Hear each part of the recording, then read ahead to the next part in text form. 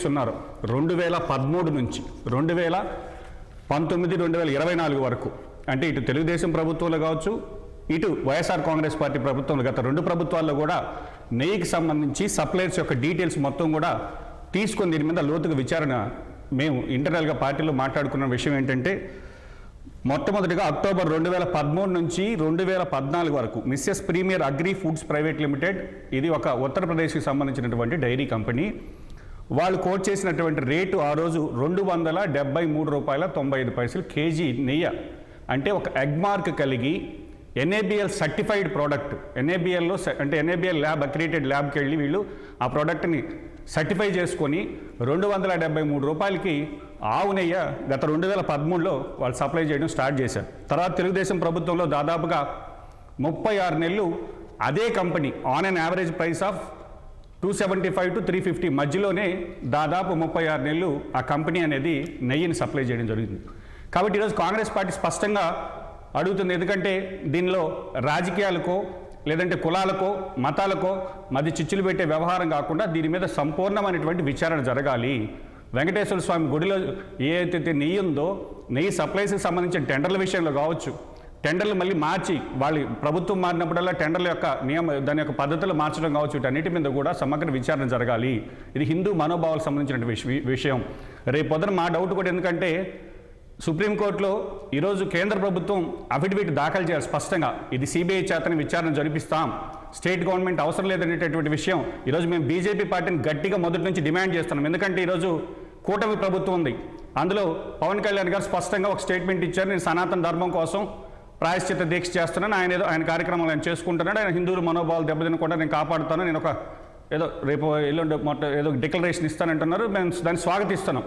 అదేవిధంగా ఈరోజు బీజేపీ ప్రభుత్వం దీని మీద రాష్ట్ర బీజేపీ ఈరోజు పురంధరేశ్వర గారు కూడా కొన్ని కామెంట్స్ చేయడం జరిగింది. దాన్ని మనం కామెంట్స్లోకి వెళ్ళకపోతే మేము స్పష్టంగా బీజేపీ ప్రభుత్వాన్ని, ఈరోజు కేంద్ర ప్రభుత్వంలో మీరు అధికారులు ఉన్నారు, రాష్ట్ర ప్రభుత్వంలో భాగస్వామిగా ఉన్నారు, సిటీ యొక్క విచారణ మీద ఎవరికి నమ్మకం లేదు, దీని మీద సమగ్ర విచారణ రిటైర్డ్ సుప్రీంకోర్టు చీఫ్ జస్టిస్ ద్వారా కానీ లేదనుకుంటే సిబిఐ ద్వారా కానీ విచారణ జరిపించమని కోరుకుంటుంది కాంగ్రెస్ పార్టీ. మొదట డిమాండ్ చేసిన పార్టీయే కాంగ్రెస్ పార్టీ సిబిఐ విచారణ కోసం. రైట్, అంటే ఇప్పుడు మీకు కూడా నమ్మకం లేదా అది సిట్ మీద? సార్ ఇది మనం సిట్ ఎందుకంటే సార్ మనకి నమ్మకం ఉందా లేదా అనే విషయం పక్కన పెడితే, ఇది ఒక రాష్ట్రానికి సంబంధించినటువంటి అంశం కాదు, ఇది ప్రపంచంలో ఉండేటటువంటి యావత్ హిందువులకు సంబంధించినటువంటి అంశం. దాని యొక్క పవిత్రతని నమ్మకాన్ని కాపాడాల్సినటువంటి బాధ్యత ఈ రాష్ట్ర ప్రభుత్వం ఉంది. కాబట్టి రాష్ట్ర ప్రభుత్వమే కోరాలి సిబిఐ ఎంక్వైరీని. ఈరోజు కేంద్ర ప్రభుత్వం ఈరోజు సుప్రీంకోర్టుకి వెళ్ళి పిల్స్ వేశారు కాబట్టి ఒక 5 మంది ఈరోజు సుప్రీంకోర్టు కామెంట్స్ చేసింది. ఏమని కామెంట్స్ చేసింది? మీ దగ్గర ఉండేటటువంటి ఎన్ఏబిఎల్ సర్టిఫికేట్ కావచ్చు, నేషనల్ డైరీ డెవలప్మెంట్ బోర్డుకి సంబంధించినటువంటి సర్టిఫికేట్స్ వాళ్ళకి ఏ విధంగా వచ్చాయి? ఇప్పుడు ఎన్ఏబిఎల్ ఇప్పుడు ఈరోజు ఎందుకంటే సార్ ఎగ్ మార్క్ కలిగి డైరీకి ఎగ్ మార్క్ ఉండి, అదేవిధంగా ఎన్ఏబిఎల్ వాళ్ళకి ఇచ్చినటువంటి ఏదైతే ఏఆర్ ఫుడ్స్కి సంబంధించినటువంటి ట్యాంకరు వాళ్ళు ఎన్ఏబిఎల్ సర్టిఫికేట్ తీసుకుని వస్తారండి. ట్యాంకర్తో పాటు ఫుడ్ వాళ్ళు సర్టిఫై చేసిన సర్టిఫికేట్ వచ్చినప్పుడు ఆ ఇచ్చిన సర్టిఫికేట్ కరెక్టా కాదా, వాళ్ళ మీద ఏమి చర్యలు తీసుకోవాలి? 2 నెలల ముందు జరిగితే మనం సర్టిఫైడ్ వాళ్ళ మీద వచ్చినటువంటి ల్యాబ్ మీద మనం కంప్లైంట్ ఇవ్వలేదు, సప్లైర్ మీద కంప్లైంట్ ఇవ్వలేదు. ఈరోజు ఏదో సార్ చెప్పినట్టుగా ఫ్లోలో మాట్లాడేసిన తర్వాత ఆ విషయం పెద్దదైన తర్వాత ఈరోజు సిట్ వేస్తాం, ఈరోజు కంప్లైంట్ ఇస్తాం. మరి 2 నెలల ముందు ఎందుకు కంప్లైంట్ ఇవ్వలేదు? మీ నోటీస్కి వచ్చిన తర్వాత. అదేవిధంగా మీ ప్రభుత్వ హయాంలో మీరు యావరేజ్ ప్రైస్ ఎంతకి మీరు నెయ్యి కొన్నారు? గత 5 సంవత్సరాల్లో వైఎస్ఆర్ కాంగ్రెస్ పార్టీ వాళ్ళు ఎంత కొన్నారు, మీరు ఎంత కొన్నారు? ఇది ప్రజలకి చెప్పాల్సిన బాధ్యత మీ ముందుంది. ముఖ్యమంత్రి స్థానంలో కూర్చొని అంత పెద్ద తిరుమల క్షేత్రం యొక్క పవిత్రత గురించి మనం మాట్లాడేటప్పుడు వితౌట్ ఎవిడెన్స్ ఓరల్గా ఏదో మాట్లాడేసి దాని తర్వాత దీనికి వచ్చినటువంటి వివాదాలన్నింటినీ కప్పిపుచ్చుకోవడానికి ఈరోజు సిట్టేశారు తప్ప, నిజంగా మీకు చిత్తశుద్ధి ఉంటే నెయ్యిలో కల్తీ జరిగిందని మీకు నోటీస్కి వచ్చిన వెంటనే ఏదైతే ఒక ఏఆర్ డైరీకి సంబంధించి మీరు కంటైనర్ ట్యాంకర్ రిజెక్ట్ చేసిన వెంటనే మీరు ఆ రోజే చర్యలు చేసుకుంటే మీ మీద విశ్వసనీయత పెరిగి ఉండేది. అట్లా కాదు కదా. ఈరోజు అంతా జరిగిపోయిన తర్వాత ఈరోజు ప్రజల్లో ఒక వ్యతిరేకత వచ్చిన తర్వాత ఈరోజు మీరు సిట్ అపాయింట్ చేశారు. కానీ కాబట్టి కేంద్ర ప్రభుత్వాన్ని కానీ అదేవిధంగా సుప్రీంకోర్టు చీఫ్ జస్టిస్ గారికి కూడా శర్మిలా రెడ్డి గారు స్పష్టంగా లేఖ రాయడం జరిగింది. దీన్ని సుమోటోగా తీసుకోవాలి. అదేవిధంగా దీనిపైన మాకుండేటటువంటి ఏది హై లెవెల్ జ్యుడిషియరీ కమిటీ లేదా సిబిఐ ద్వారా మాత్రమే విచారణ జరపాలని మేము కోరుకుంటున్నాం.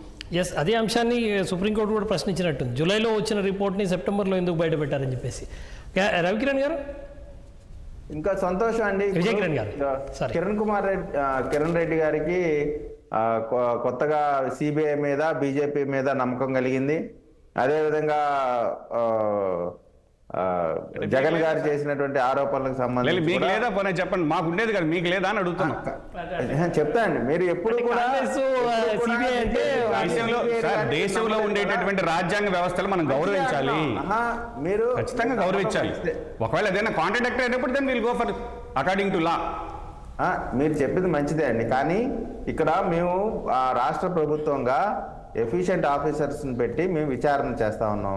ఆ విచారణ రాకముందే మీరు ఆ విచారణ సంస్థ మీద అనుమానం వ్యక్తం చేస్తా ఉన్నారు.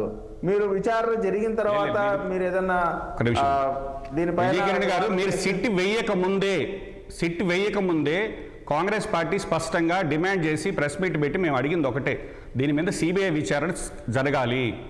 తిరుమల తిరుపతి దేవస్థానం యొక్క ట్రస్ట్ బోర్డు అనేది రాజకీయ నాయకులకు అదొక నిలయం అయిపోయింది. దీనిలో ఈరోజు నేను స్పష్టంగా పవన్ కళ్యాణ్ గారిని సనాతన ధర్మాన్ని పరిరక్షించాల్సి ఉంటే రేపు ఆయన ఇవ్వాల్సిన డిక్లరేషన్ నేను అడుగుతున్న కాంగ్రెస్ పార్టీ స్పష్టంగా ఉప ముఖ్యమంత్రి గారిని డిమాండ్ చేస్తున్నాం.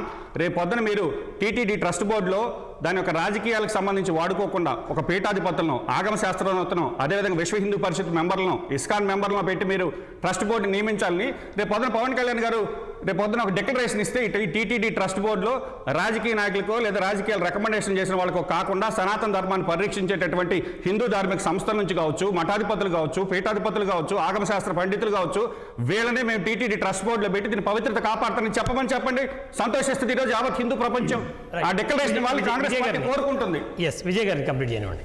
విజయ్ గారు, మీరు మనం గతంలో అధికారంలో అత్యధిక భాగం ఉన్నటువంటి కాంగ్రెస్ పార్టీ మనం ఎవరిని సభ్యులుగా వేసాము ఏంటనేది డేటా అందరి దగ్గర ఉంది. కాబట్టి మేము వేసే వాళ్ళలో ఉన్న వాటిలలో ఎక్కడ అవకాశం ఉంటుందో, ఎక్కడ హిందూ ధార్మిక సంస్థకు సంబంధించిన ఆ విశ్వాసాలు దెబ్బతినకుండా మంచి వాళ్ళని వెతికి మేము వేస్తాము. మీరు దాని గురించి ఏం కంగారు పడద్దు. మీరు పవిత్రత కాపాడాలంటే మనం పెట్టేటటువంటి మార్గం అదొకటే మాకు అనిపించింది. రాళ్ళు చెట్టు మీదకి రాళ్ళు వేయడం చాలా ఈజీ. దాన్ని ఎలా చేయాలో ఖచ్చితంగా మీరు చెప్పిన ప్రకారం ప్రజలు కోరుకునే ప్రకారం టీటీడీ యొక్క ఔన్నత్యాన్ని కాపాడేటువంటి వాళ్ళే సభ్యులుగా కానీ చైర్మన్గా కానీ ఉంటారు. దాని గురించి ఖచ్చితంగా చర్యలు తీసుకుంటారు. ఎందుకంటే చంద్రబాబు నాయుడు గారు వెంకటేశ్వర స్వామిని ఇలవెల్పుగా భావిస్తూ ఉంటారు. వెంకటేశ్వర స్వామి స్వయంగా ఆ రోజున చంద్రబాబు నాయుడు గారి పైన క్లైమర్ మైన్స్తో దాడి జరిగితే స్వయంగా వెంకటేశ్వర స్వామి కాపాడారు. ఎందుకంటే అన్ని బాంబులతో దాడి చేసినా కూడా తిరిగి బతికి పట్టగట్టారంటే వెంకటేశ్వర స్వామి దయ అని చెప్పి అనేక వందల సందర్భాల్లో చెప్తా ఉంటారు. మనం అందరం కూడా కళ్ళారా చూసాం. కాబట్టి తిరుమల తిరుపతి దేవస్థానానికి సంబంధించి చంద్రబాబు నాయుడు గారికి ఉన్నటువంటి గౌరవమే కానివ్వండి, భక్తే కానివ్వండి, దానికి సంబంధించి నిబద్ధతే కానివ్వండి, ఆయన్ని శంకించాల్సిన అవసరం కానీ ఆయన ఏదో దీంట్లో సొంత ప్రయోజనాలు చూసుకుంటారనేది మాత్రం ఖచ్చితంగా సత్యదూరం. దాన్ని కేవలం ఏదో మనం నింద వేయాలనో లేదా విమర్శించాలనో విమర్శిస్తే అది వారి విజ్ఞతకి వదిలేయటం తప్ప చేయగలిగేది ఏం లేదు. అయితే ఇక్కడ ఇప్పుడు కావాల్సింది సిట్టికి సంబంధించి కూడా ఈరోజు చూడండి, ఇప్పుడు మా ప్రభుత్వంగా మేము వెంటనే రియాక్ట్ అవుతా ఉన్నాం. ఒక సమస్య జరిగితే ఆ సమస్య మీద తగు చర్యలు తీసుకుంటా ఉన్నాం, ముందుకు పోతా ఉన్నాం. సుప్రీంకోర్టులో వెళ్ళిన తర్వాత వెంటనే మేము దాన్ని ఆపాము, మళ్ళీ సుప్రీంకోర్టు డైరెక్షన్ కోసం ఎదురు చూస్తూ ఉన్నాము. మేము ఎక్కడా కూడా ఇలా చేయండి అలా చేయండి అని చెప్పట్లా. జరిగిన దాని మీద న్యాయమైన నిబద్ధతతో కూడినటువంటి విచారణ జరగాల. ప్రజల యొక్క మనోభావాల్ని తిరిగి వారికి స్వాతంత్రం చేకూరాల్చాలా అనేటువంటిదే మా యొక్క అభిప్రాయం. విజయ్ కిరణ్ గారు ఒక నిమిషం అండి. విజయ్ కిరణ్ గారు నేను ఎందుకు మాట్లాడుతున్నానంటే ఒక నిమిషం అండి. ఈరోజు మీ ప్రభుత్వంలో నెయ్యి ఎవరు సప్లై చేశారు, ఎంతకు సప్లై చేశారు? వైఎస్ఆర్ కాంగ్రెస్ పార్టీ గవర్నమెంట్ వచ్చిన తర్వాత ఎవరు సప్లై చేశారు, ఎంతకు సప్లై చేశారు? విత్ రికార్డ్ మాట్లాడుతున్నాం. ఈరోజు మీరు మాట్లాడుతున్నారు సార్, గతంలో తెలుగుదేశం ప్రభుత్వంలో టీటీడీ బోర్డులో చెన్నైకి సంబంధించినటువంటి ఒక వ్యాపారి ఆ బోర్డులో కంటిన్యూ అయినాడు. ఆయన మీద అప్పుడు వైఎస్ఆర్ కాంగ్రెస్ పార్టీ సాక్షిలో కథనాలుగా వండి వాడిచారు. డిమానిటైజ్ చేసినప్పుడు ఏమి జరిగింది, దాని మీద ఈడీ రైట్స్ ఎవరి మీద పడ్డాయి, దాని తర్వాత మళ్ళీ అదే మెంబర్ మళ్ళీ వైఎస్ఆర్ కాంగ్రెస్ పార్టీ ప్రభుత్వం వచ్చిన తర్వాత అదే తెలుగుదేశం బోర్డులో కంటిన్యూ అయినారండి. కాబట్టి గత రెండు ప్రభుత్వాలు కూడా తిరుమల తిరుపతి యొక్క పవిత్రతను కాపాడడంలో కొంతవరకు మాకు నమ్మకం లేదు. కాబట్టే ఈరోజు మేము పవన్ కళ్యాణ్ గారిని కాంగ్రెస్ పార్టీ రిక్వెస్ట్ చేస్తుంది, మీరు ఏదైతే సనాతన ధర్మ పరిరక్షణ కోసం మీరు చేస్తున్నారు. చెప్పేది శేఖర్ రెడ్డి గురించే, ఆయనకు సంబంధించి మా ప్రభుత్వంలో ఉన్నాడు అనేటువంటిది మీరు చెప్పేది. ఆ తర్వాత జగన్మోహన్ రెడ్డి గారి ప్రభుత్వంలో కూడా ఆయన దాని గురించే కదా ఈరోజు మనం కాబట్టి నేనేమంటున్నానంటే స్పష్టంగా రివర్స్ తిరుమల చెప్తున్నారు. తిరుపతి దేవస్థానం యొక్క ట్రస్ట్ బోర్డు అనేది రాజకీయ పునరావాస కేంద్రం కాకూడదు. పవన్ కళ్యాణ్ గారు ఈరోజు అయితే